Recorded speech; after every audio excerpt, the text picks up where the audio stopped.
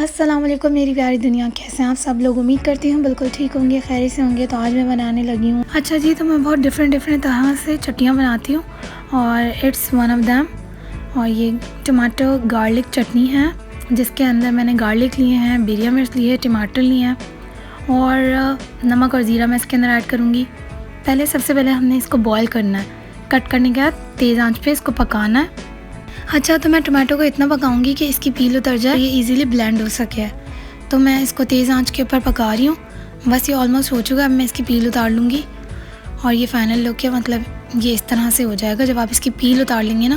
पर आप टमाटो निकालने के बाद बिरिया मिर्च को और पकाएंगे ताकि ये सॉफ्ट हो जाए। तो मैंने 5 मिनट और दिए थे बिरिया मिर्च को और उसके बाद मैं बिरिया मिर्च ऑलमोस्ट डन हो गई थी। तो अब मैं इसको ब्लेंड करने के लिए अच्छा जी, तो जो बिरिया मिर्च है वो मेरी बहुत अच्छे से सॉफ्ट हो गई थी और ये रेडी हो गई थी। तो मैं इसको भी ऐड कर रही हूँ और हम सारी की सारी इंग्रेडिएंट्स को ब्लेंडर के अंदर ऐड करके बस ब्लेंड कर लेंगे और ये रेडी हो जाएगी हमारी।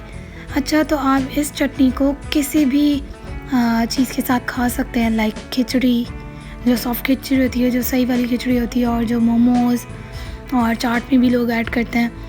बट ये जो मेरी है ना, ये जो मैं आप लोगों को चटनियाँ, मैं और भी अपनी चटनियाँ जो रेसिपीज़ है मेरी, वो आप लोगों के साथ शेयर करूँगी। आप लोग ज़रूर ट्राई कीजिएगा।